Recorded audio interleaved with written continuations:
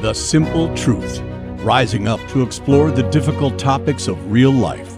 Join us as we proclaim the good, the true, and the beautiful with the simple truth of Jesus Christ and His Holy Catholic Church through Scripture, tradition, and the Catechism. And now, your host, Jim Havens.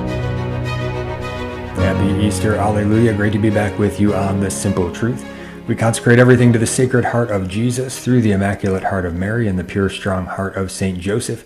Today is Testimony Tuesday, where we bring you real, live, first-hand testimonial accounts of the life-giving reality of Jesus and His Catholic Church. Our guest today is Hudson Byblow, a Catholic school teacher, speaker, and writer. You can find him at hudsonbyblow.com. That's Hudson, BYBLOW.com. But we have him here with us right now. Hudson, it's a great blessing to have you with us to share some of your testimony. How are you today? I'm doing great. Thanks so much for having me. Excellent. Well, it's a great blessing for us. We always start at the beginning when it comes to sharing testimonies here. And so let's start with your early life, your family, the culture you grew up in. What was it like? Sure. Well, actually, I grew up in a practicing Catholic home, so we went to church all the time, had connections with other families. It was actually really good, and my parents both loved me very much. They loved me then, and they still love me now, which is awesome. And I remember, though, I started to wonder about sexuality and all that stuff. It sort of came as an after effect of starting to struggle with wondering if I belonged with the other peers in my group and all that kind of stuff. And that's so my testimony involves being raised Catholic, and then obviously questioning and all the whole thing with the sexual attractions and even transgenders. And the point is that, like, people always say, like, well, how could you be Catholic, like, because those are part of your story. And it's like, well, maybe there's more for us to know about what the church actually says about that, as opposed to just soaking in what the media told us. You know what I mean? Mm-hmm. So while growing up, I think I had a happy childhood, played with the other kids and stuff like that. But what happened when I was 9 was a couple of big events. I look back at this now, by the way, just I'm seeing my life through the lens of an adult, instead of just retaining the memories as a child. And I went to this place of doing this after an LGBTQ activist actually told me to my face that environment plays a factor in the development of our attractions. And of course, this was in my mid-20s, and I was really, I was struggling with trying to figure out how to make sense of myself and where do I fit in. So he told me this, and I'm like, okay, well, maybe since being gay isn't exactly what I was thrilled to jump into, I could kind of do a little more homework and research and maybe just keep digging deeper instead of coming out. I just dreaded coming out because I knew that I didn't want to tell my family. I didn't think they would reject me or anything. It's just that I was shameful. I also the shame thing, by the way, that it was the shame of most of my life. It was just the shame of a lack of self-control. Like, I mean, at 9 years old, that's when I was exposed to pornography. Okay, that's what I'm getting at. I was exposed to pornography, and I remember trying to escape into that fantasy land all the time. And what that did is it drew me into isolation so I could be with my thoughts. And that didn't help me stay as connected as I ought to have been with other kids my age. Okay. So I started to, earlier than that, I had thoughts that maybe I should have been a girl, maybe I don't fit in, maybe I'm not good enough as a boy. I already had those thoughts enter my psyche. And then when this stuff happened at age 9, that the exposure to porn, it just kind of, when you add isolation and shame on top of a fragile self-concept already, it makes it even more difficult to assertively put yourself out there in hopes of making other friends, right? So I had a couple of good friends, like very small, but I felt timid to. I felt like I wasn't. I never felt like I belonged in the wolf pack of the other boys, so to speak, and I kept myself at bay. Um, I did that on. I see now that I did that as a result of like being terrified of rejection, being terrified of I didn't want to pain. I don't know how many young people desire to experience the pain of rejection, right?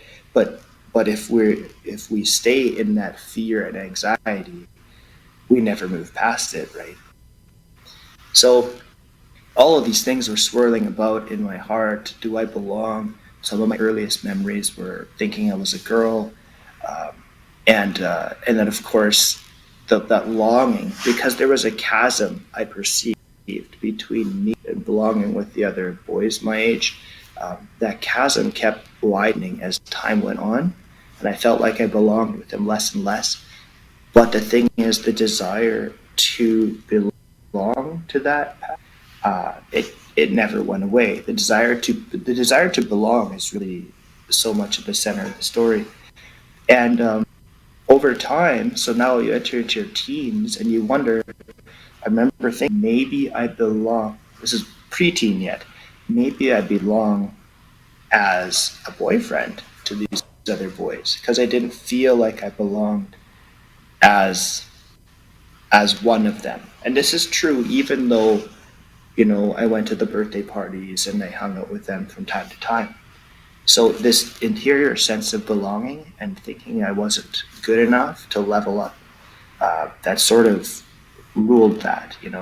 And so so on top of that, I was thinking about the whole, like maybe I'm supposed to be a girl because I don't feel successful as a boy.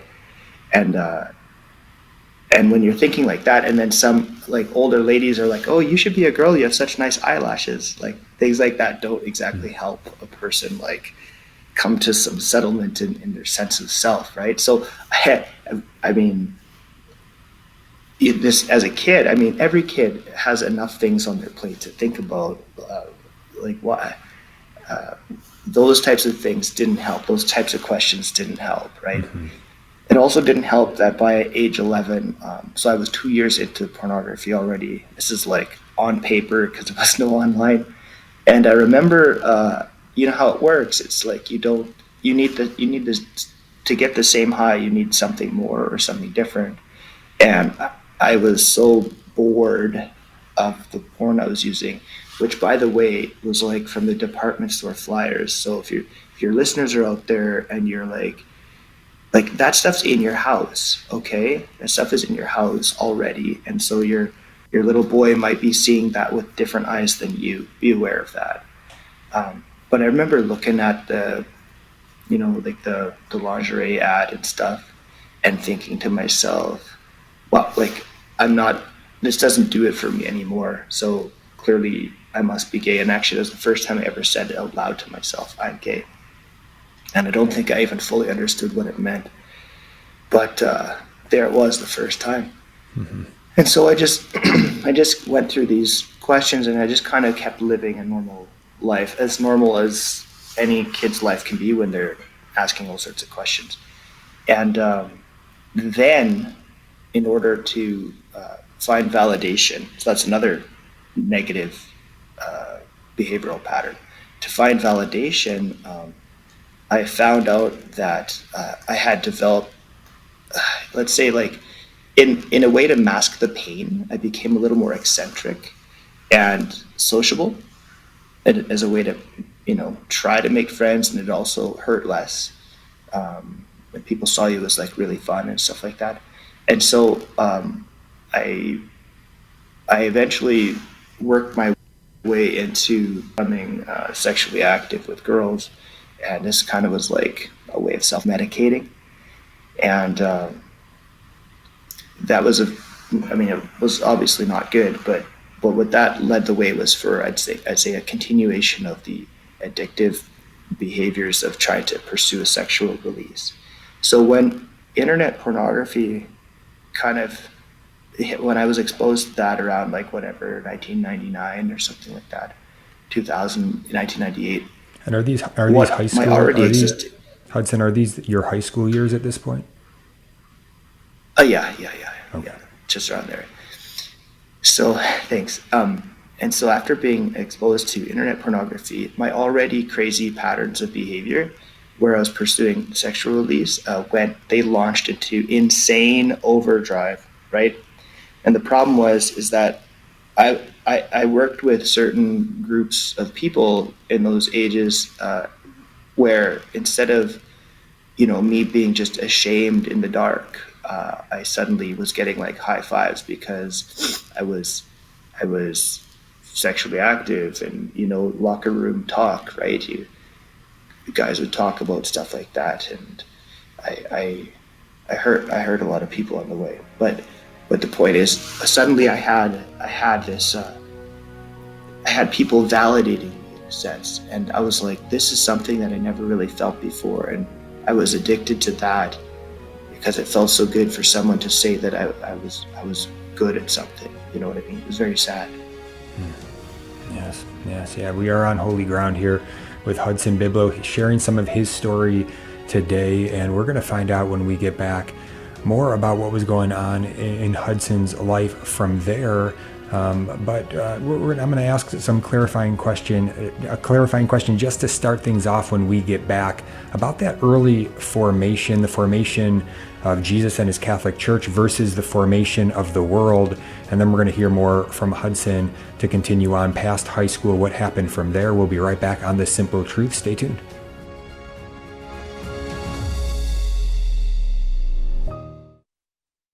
Love learning more about the church, but confused or disheartened by the struggles we are facing today? Follow LifeSite News Catholic on Facebook, Twitter, or sign up for LifeSite Catholic emails and stay up to date on the constant stream of news about the Catholic Church. Our church is in a time of crisis, and we as laity have a responsibility and a duty to educate ourselves and stay true to the faith. LifeSite News Catholic is dedicated to keeping the laity informed and educated. To follow us, go to Facebook or Twitter and search LifeSite News Catholic. As Mother Miriam always says, we must live as if it were true.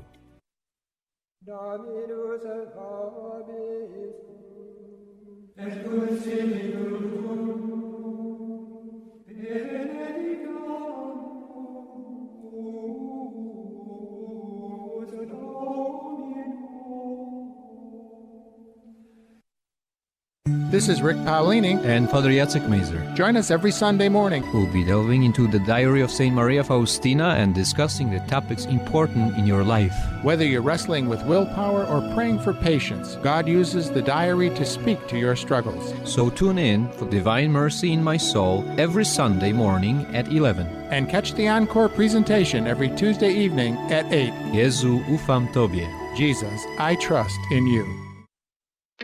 Hi, this is Terry Barber from The Terry and Jesse Show. We bring you the gospel with clarity and charity. If you have any questions about the faith or what is happening in the church, be sure to tune in at 2 p.m. Eastern, 11 Pacific. You can call us during the show, 888-526-2151. The Terry and Jesse Show, weekdays 2 p.m. Eastern, on the Station of the Cross Catholic Radio Network and heard around the world on the iCatholic Radio app.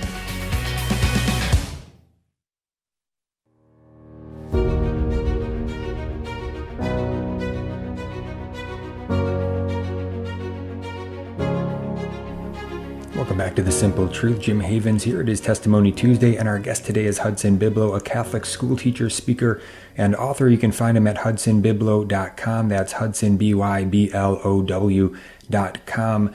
Hudson, before you move on from your high school years, if you could share a little bit more just in terms of formation, what was it like growing up in Canada, where you grew up? I'm guessing that's where it was. How it may be a lot different than what we might be familiar with in the States, but was it going to your parish for some formation? Was there a lot of formation at home in terms of the Catholic faith? Were you going to Catholic school or a public government-run school? What was going on there? And also, if you can share just a sense of, was Jesus real to you at this point as like a real person that you were in relationship with? Was there any sense of identity in him as you're struggling with all of this sense of identity? What was your view of him at that point? And anything else I guess you'd want to share just in terms of your participation in the sacramental life during that time or anything else? Sure. I mean, I guess it depends on the age group or age era, but the biggest point is I think in my teens going forward, I really didn't have the door open to Jesus in my life. I mean, I sort of did, but it was like, like back burner thoughts. It was kind of, I never lost faith that the Catholic Church was, true. There was, I'll be careful with that one. I always knew that Jesus was real. I don't think I felt like I had like a close relationship with him. There was a point in time after I got involved in New Age and the occult where I remember not being able to speak the words I believe in the one holy Catholic Church. And when would that have That's been? another story. Oh, maybe age 21. Okay, that's later. So, okay. But when I was younger, but when I was younger, it was church on Sundays and just healthy community and family stuff, and as far as I know, that was sort of par for the course for other Catholic families. Like, And that was Saskatoon, up in Saskatoon, Canada? Yeah. And then there was our province has Catholic schools that are not private Catholic schools. So there was, as far as I know, most of the students were Catholic back in that day, or a couple of them weren't. But it just seemed it was the only environment I knew. Right, we only swim in the lake that we know, and it was just. Bunch of kids trying not to be the one who's bullied, right? And you know how that turns out. It makes bullies out of people who otherwise wouldn't bully. I experienced a little of that bullying, and I did some of the bullying myself. I bring that up because that sort of drive to not be at the bottom of the totem pole. I mean, that can also add to the shame. I would say that added to the shame of like what I was doing, and it also added to the drive to pursue when I became sexually active in my early teens. Is this was something that would help elevate me, whereas otherwise I might drop to the bottom. So I'm just bringing that up because it was just like it's just kids, Sure. in the classroom.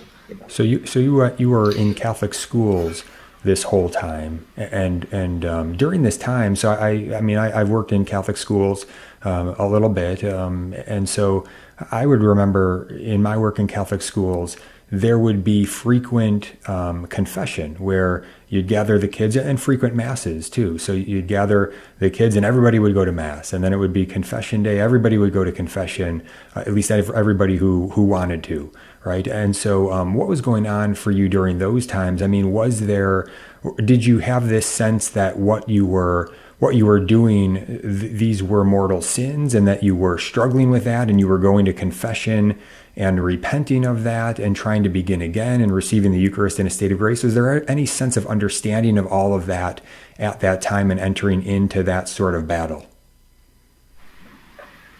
No, not even close. Not till age 25. Okay. I knew that I was doing things I shouldn't be doing. I knew, and my struggle was with trying to deal with the shame of basically using people, right? That was the biggest one, the shame of you. I wasn't ashamed of same-sex attractions. I wasn't ashamed of feeling like I thought I should have been. I wasn't ashamed of those. I was ashamed of the fact that I was using people. I can see now as escape mechanisms from medicate the pains on my heart of feeling like I didn't belong. So, but I didn't square up till I was about 24 is when I started waking up to some little realities that I was like, I need to learn how to, I need to learn how to let go. I need to not collect relationships as a form of self-medication and validation.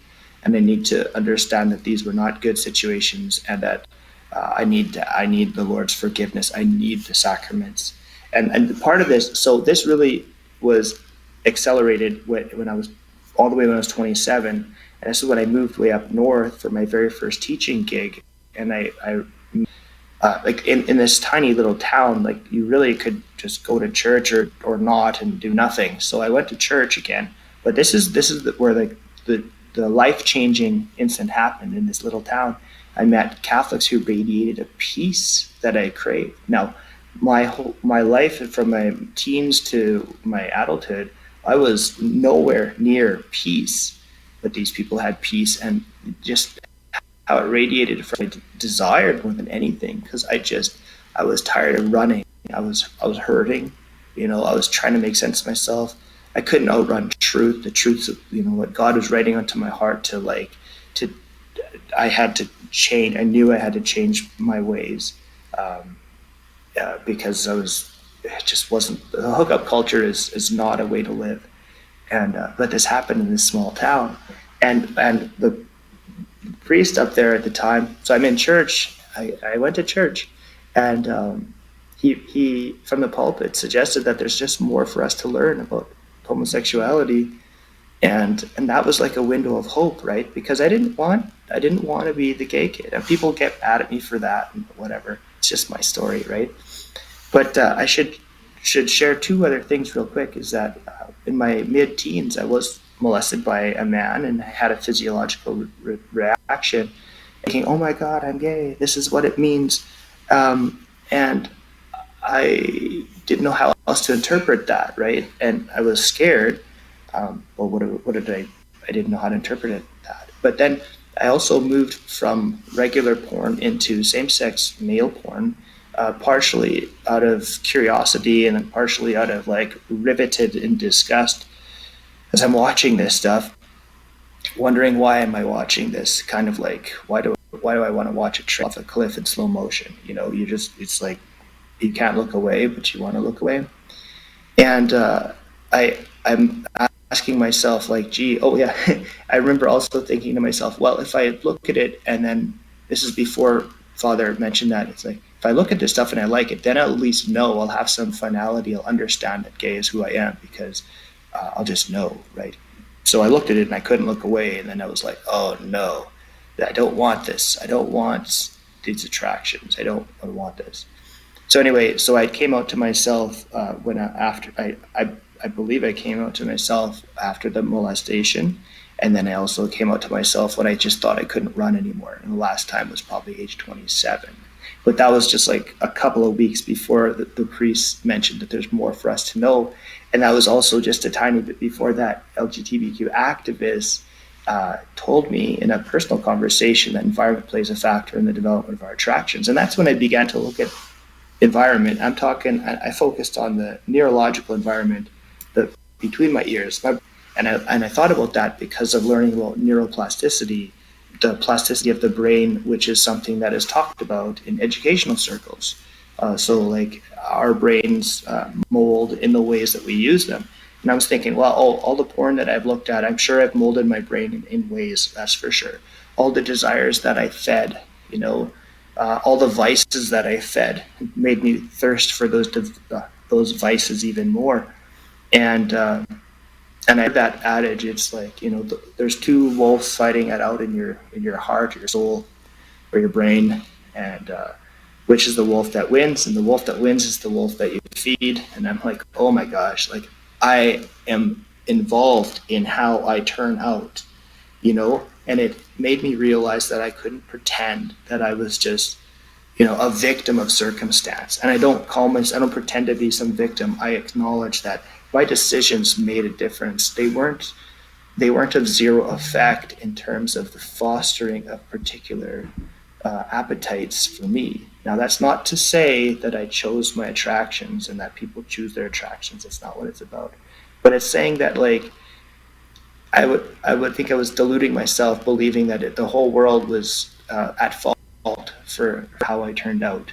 But in reality, I have a role to play in what I exercise in the environment of my mind. And so I really took that LGBTQ activist's words to heart. And truthfully, that's actually what was part of the beginning of that freedom, to kind of make sense of myself and to realize that I didn't have to bury myself in the mindset that gay is who I am. I could look deeper and acknowledge attractions as being distinct from from how I could see myself, and that was very freeing, you know. Is that something that the priest who spoke and said there was more to understanding homosexuality, was that something that he helped you to understand those important distinctions between a same-sex attraction and then also the sin of acting on that, and also the bigger picture of identity that we are called into, to be sons of the Father in the Holy Spirit? And that is really truly who we are, and that's the level we ought to be living on. Was that priest able to help you make some of those connections? Well, if you can believe it, the answer to that is no, no, and no. Those all came later through pursuing, sacramental confession and just understanding myself in the arms of God as His beloved child, and finally opening my heart to receiving the love of God. What Father said from the pulpit, like I said, he admitted that there was more for us to know, and he didn't go into detail, but that's all it took. The idea that there was more to know, and that was it. Because I desired to not just like bow down and accept what society was pushing onto me. I didn't feel right about it. That's all it took, and it was like, wait a second, I can go learn about this stuff, right? So.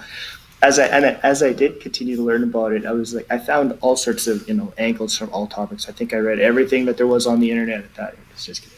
But at that time, it's like what I realized is so few places, if anything at all, was there a distinction made between how someone might see themselves or self-concept and attractions experience. So this is back in 2007, 2008.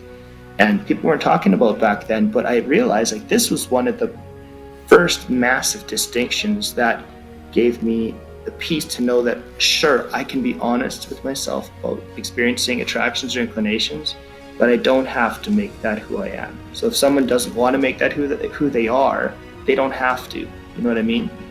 There's another way of seeing the world. Mm-hmm. Yeah, we're going to be right back on The Simple Truth with Hudson Byblow.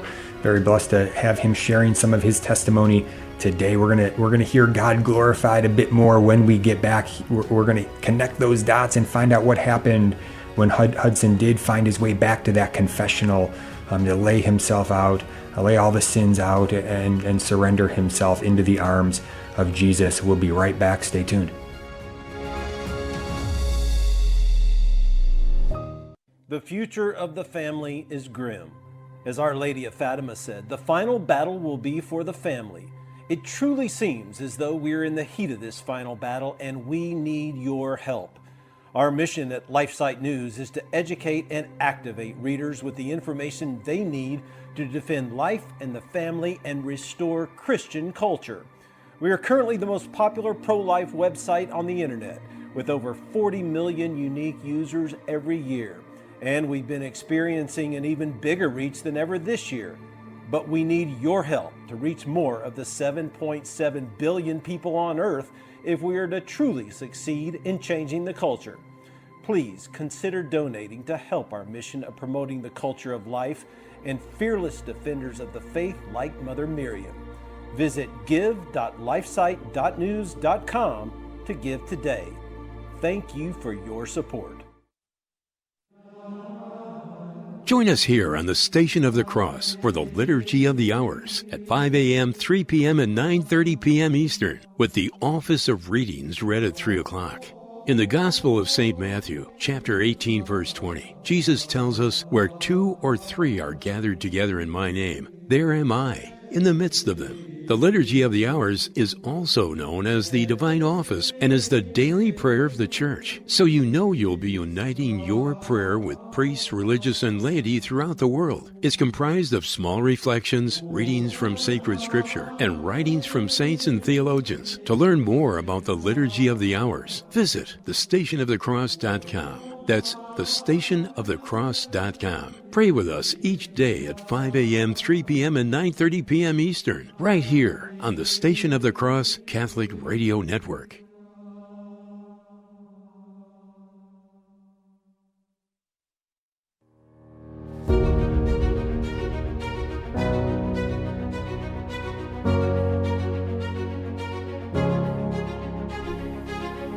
Back to the Simple Truth. Jim Havens here. Hudson Byblow is our guest. You can find him at hudsonbyblow.com. That's Hudson, BYBLOW.com. Hudson, when we left off, help us to connect the dots from where we left off to getting back to that confessional where you would be well disposed to be able to really hand it all over to the Lord, to meet Jesus there in that sacrament of mercy, that sacrament of love. What led up to that? And then if you could share that experience with us. Sure, I'd love to. So I think one of the biggest themes is that this is about a restoration of hope through love that was exemplified through a brotherhood of man. And see, as a child, I didn't perceive that I fit in with this wolf pack of guys. But when I was up in this small town, that was the first I felt accepted by a group of men. And so in that, I knew that I wanted to do what they were doing because they had the peace that I was looking for. And so part of what they did was do things at church, go to confession, things like that. So that's what I did too. I went, and I remember just experiencing as an adult the absolute power of the sacrament. And I remember I had like the big one. You come back and have the big one, and it takes a lot longer than what you expect. But it was gradual. But there was one key moment that did it, because shame kills. Okay. But I went to confession to a priest in Edmonton, after I was warmed up with the idea that, this is something I don't have to be ashamed of going to, and I shouldn't hold back. Don't hold back in the confession. Like, you confess your sins, right? So I confessed my sins. This is the second time I went to confession in the day. I was just battling it out. And I know that some people might say that's an abuse of the sacrament, just whatever. I needed to go a second time. Church was a couple blocks from my house. And I confessed my sins. And you know what Father said? He pointed to a crucifix on the wall, and he said, look at him. Look at Jesus. His arms are wide open. His arms are wide open for all of you, like the fullness of you, not just the parts that you want to present, but like the most deepest shame and the pain and everything. He wants to take it all, And that was such a game changer, because fear paralyzes, And it helped me realize that, no, I don't need to be afraid of Jesus. I don't need to be afraid of telling Jesus something that he already knows about me. I need to find the confidence to do that. And that moment really helped the confessions become that much more powerful. And the peace from that. I mean, there is no other type of peace than coming out of the sacrament of confession. So I praise God that I was able to experience my life within the context of the Catholic Church, where there is sacramental confession. So that was awesome. Around the same time, this is a really cool thing, because God can use anybody, right? He used an LGBTQ activist for me in my life, but he also used some other people. And what was happening is, a lot of the times I was projecting myself, like my hurts and minds would make me refuse to take I chose to not take responsibility for my role and how these things were turning out. And in terms of just my relationships and everything, right? Just, it was always someone else's fault. And then I was riding in the car with my cousin, and a Taylor Swift song came on the radio. And it was a breakup song, right? A breakup song. And that's at the beginning of her career. There was apparently lots of songs about breakups. And so my cousin shouts at the radio, "Hey, Taylor, maybe it's you." And we laughed. But honestly, I went home that day thinking, oh, all these breakups.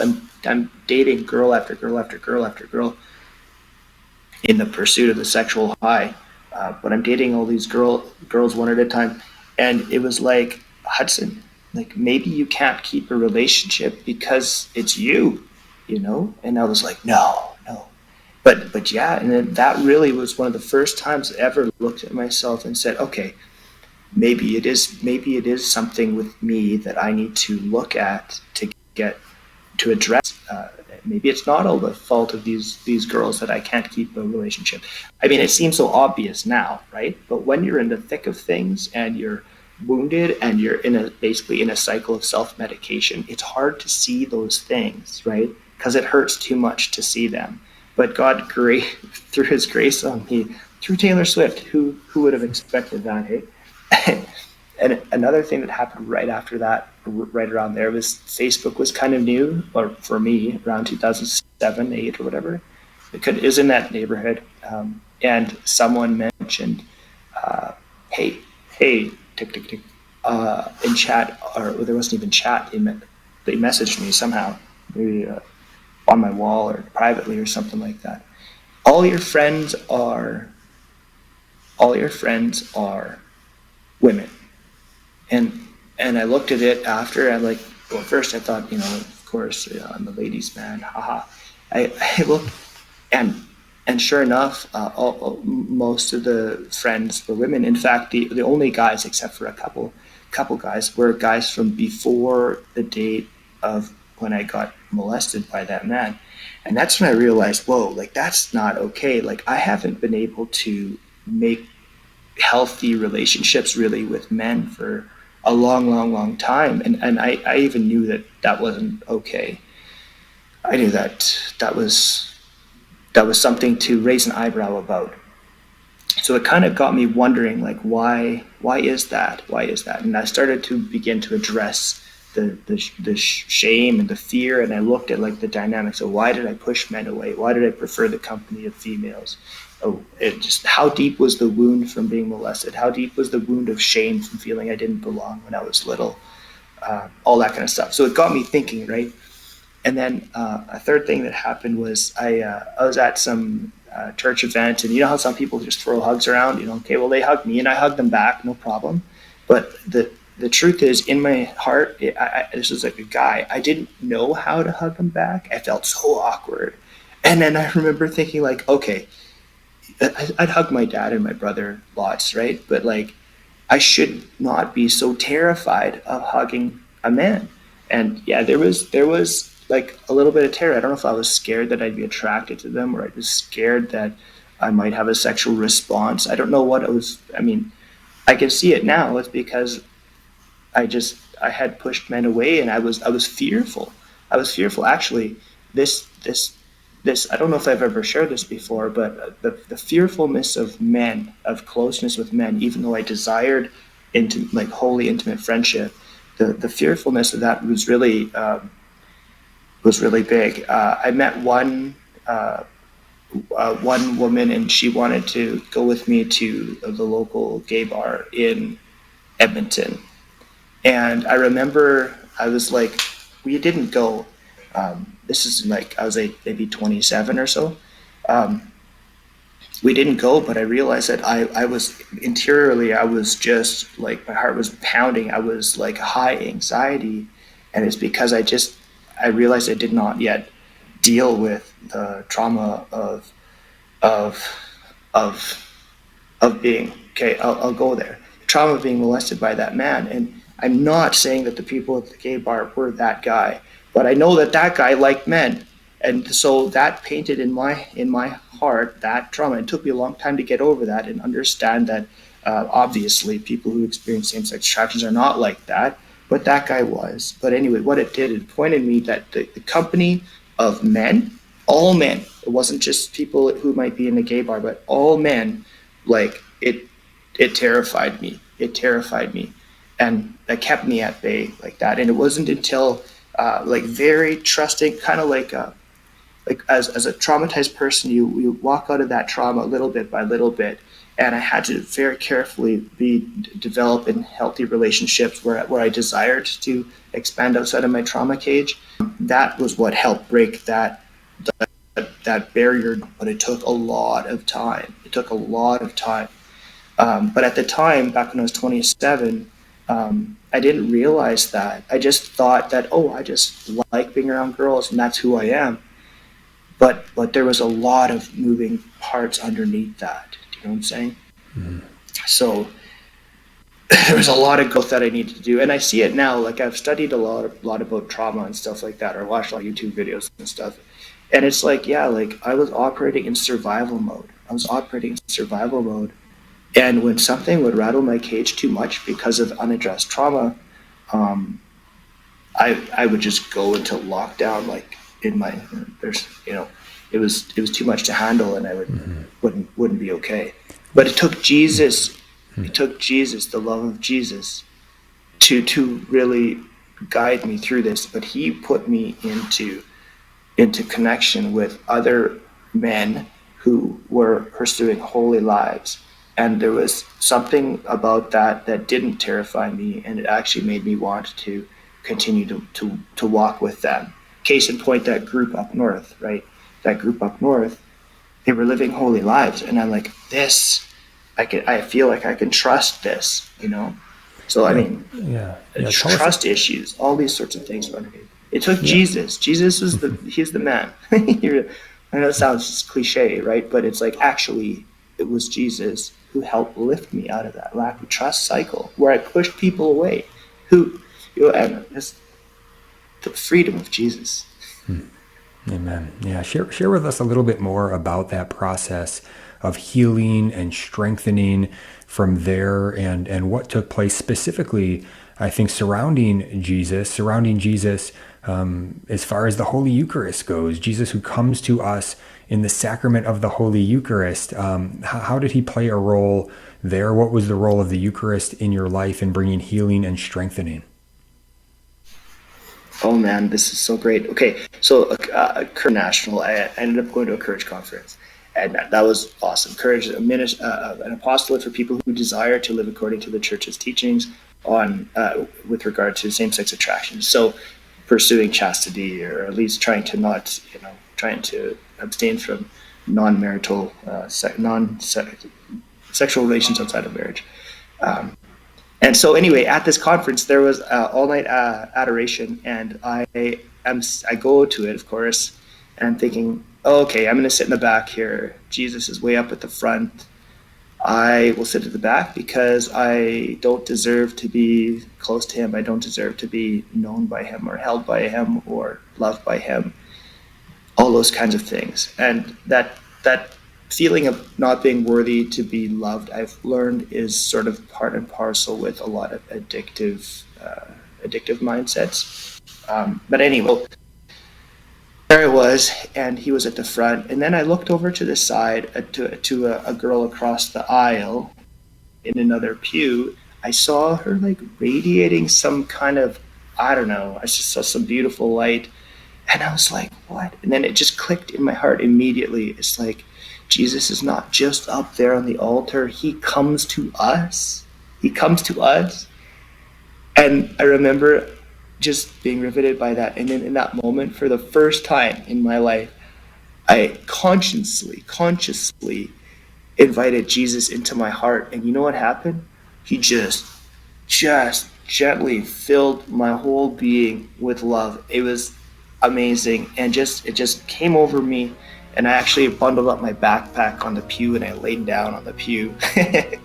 And I felt like I was laying in the lap of God the Father. I felt like I was just laying in the lap, and Jesus' love was just like pouring over my soul. The analogy I use is like how like smooth peanut butter goes over the bread and fills up all the holes, right? Like my soul was being prepared somehow. And that was my first time of letting Jesus into my heart on purpose as an adult. And when that happens, there's no going back. There's no going back. Mm-hmm. Yeah, praise be Jesus Christ. When we get back, we're going to hear more from Hudson in the final segment, including how Jesus called him into sharing his mission. Hudson is now, he's out there as a Catholic teacher, a speaker, an author on these topics. It's very, very powerful. We'll be right back with Hudson. Stay tuned. LifeSite News is an international news agency devoted to defending life and family and restoring Christian culture. We aim to educate and activate our readers with the information they need to fight the most crucial battles of our day, in their churches, workplaces, and families. Our motto is Caritas in Veritate, love in truth. We firmly believe that promoting the truth is an act of love, however hard it is to hear. Over the last 20 years, we have built a reputation for uncompromising reporting, no matter the cost. LifeSite News is by far the most popular pro-life website on the internet, with over 40 million unique users every year and growing. Check us out at lifesitenews.com.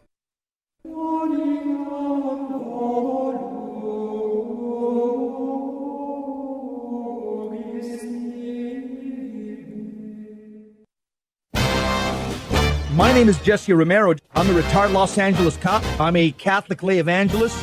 You probably hear me Monday through Friday at the Terry and Jesse Show. My new show on spiritual warfare is called Jesus 911. Every Saturday at noon. That's a Soul Patrol Catholic program where three cops on fire with our Catholic faith. You can hear this program around the world on the iCatholic Radio app. Jesus 911, Saturdays at noon here on the Station of the Cross Radio Catholic Network. God bless you. Keep the faith. The Catholic Current on the Station of the Cross Catholic Radio Network. These groups are getting all of this money and doing things, I think, that are endangering our sovereignty and endangering our safety. What is it about the culture that needs to be fixed or purified? Well, I mean, it's pretty much everything, when we come down to it. Tune in weekdays at 5 p.m. Eastern on the Station of the Cross and iCatholic Radio for the Catholic Current, bringing Christ to the world and the world to Christ.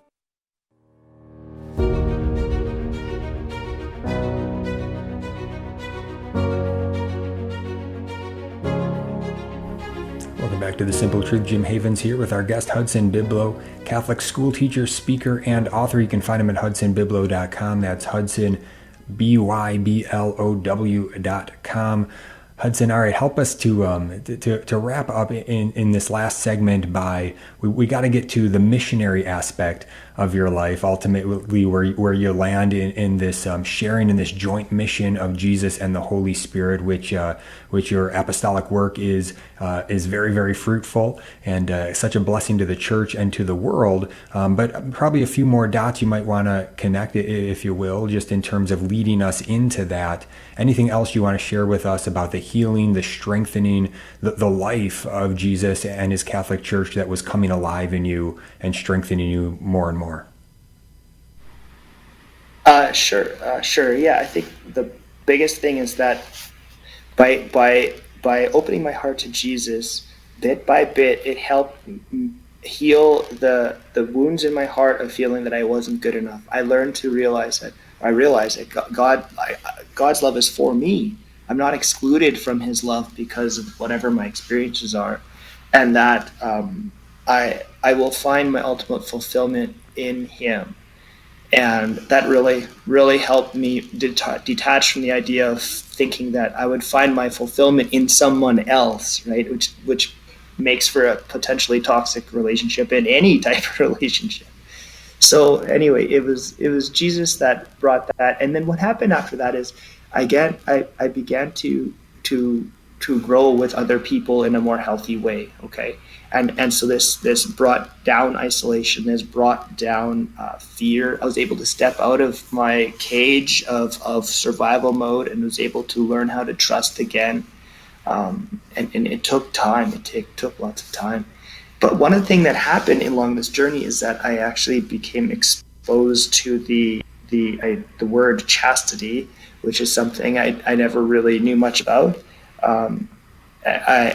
And so as I became more open to people, I became more open to what they had to say, right? Which is one of the reasons why we should strive to be living examples, why people would want to actually do what we do and follow Jesus like we are striving to follow. We're all imperfect somehow, but as we strive. And so I found some immense freedom in the teachings of the Catholic Church with regard to chastity. I had, for some reason, always believed it was basically abstinence or celibacy. I had no idea at the beginning that this is about the state of my heart and my willingness to surrender myself to the design of the Lord, the authorship of God in the universe.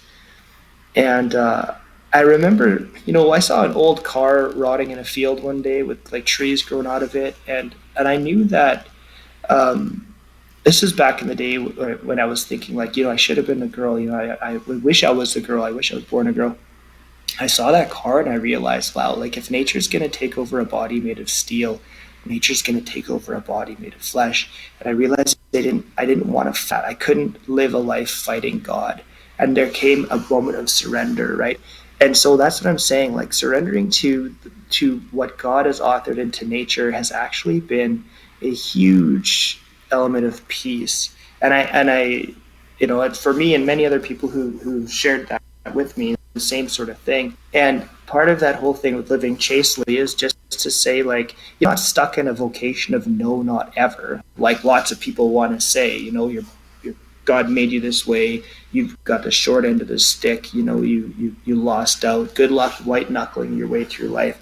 That's terrible. That's a terrible way of like approach it. Like how joyless could that? I don't know.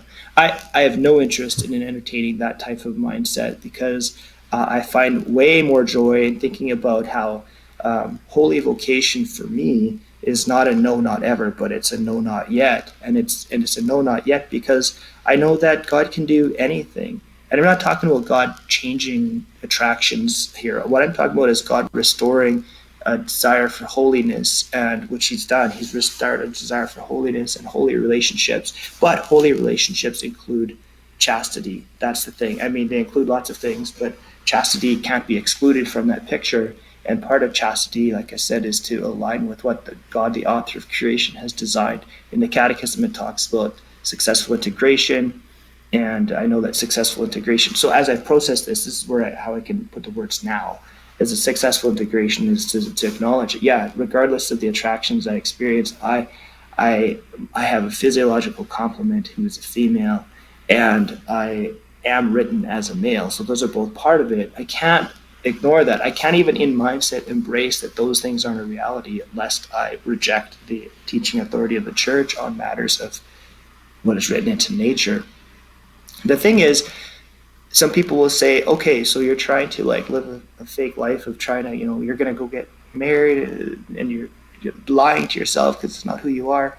And all I have to say is like, look, Jesus has helped me break down trust barriers, and trust barriers coming down has helped me develop healthy friendships and healthy boundaries. And inside the context of healthy boundaries and healthy friendships, I'm able to grow relationally in healthy ways and healthier ways, which are at the root, have chastity as a foundation, chaste, holy friendships. And what I've noticed is the emergence of like, wow, that girl, I find a holy attraction to that person, to that woman. And it's like, the idea of getting married one day, it's like, that's a maybe. It's not an automatic exclusion, because I took what that LGBTQ activist had to say. I took it to heart and said, environment does play a factor in the development of our attractions, because if an environment influences things in one way, it can influence things in another way as well. And so it's like, it was never about trying to change. It was more about like, wow, I'm pursuing the Lord. And I remember looking back and say, wow, it's been 6 months since I've really had like the urges to like pursue transgenderism. It just went away, and I didn't even notice that it went away because I think I was more occupied with Jesus. And so I'm like, well, what happened? What happened? And it was connected to the pursuit of chastity. As I grew in chastity and self-control, it gained confidence. As you gain confidence, I felt less ashamed to be around other men because I didn't feel like I was, I didn't feel like I was below them. I gradually felt like I found in the path. I became less afraid of being a man because I began to know the world of man. And then that's when I realized that for me, that whole transgenderism pursuit, which began in my mind around age like 4 is my earliest memories of that. It was all connected of just trying to escape the discomfort of being a man, or what I believed it meant to be a man at whatever stage in my life. And it was because of Jesus helping me learn to grow in trust again, And so that happened. And then same with the same-sex attractions went away. Once I realized that, like, hey, like I'm not longing for these other men to give me what I feel like I lack, because I feel like I leveled up over time because the love of Jesus brought me to a better place. I don't have that romantic attraction either. And so where do I go with this? It's like, well, I want the whole world to know that there is hope, that a person doesn't have to, by the pursuit of holiness, where you get holy boundaries and holy relationships, anybody you don't have your holy vocation automatically like excluded from being a possibility. I think the mission, if there is one thing, it's like I want people to know that just because they experience same-sex attractions or transgender inclinations, it's not that their attractions will go away, because for some people it doesn't. But it doesn't mean that you're deprived of living. You're excluded from going to live a holy life if you just throw your trust in Jesus. If you throw your trust in Jesus, he can work wonders, and we can't put him in a box. You know what I mean? And I want people to live in the hope of that and understand that longing for holy friendship, it doesn't mean that you're this or that. It just means that we're looking for holy relationships. And if we can just focus on holy relationships, I think the whole world would change overnight. You know what I mean? So good. So good. Thank you so much for being with us today, Hudson. It's been a great blessing, and thank you for all the ways that you serve the good around you, from being a teacher to a writer to a speaker, everything. Thank you so much. Thank you. I just hope people have hope in the Lord. Amen.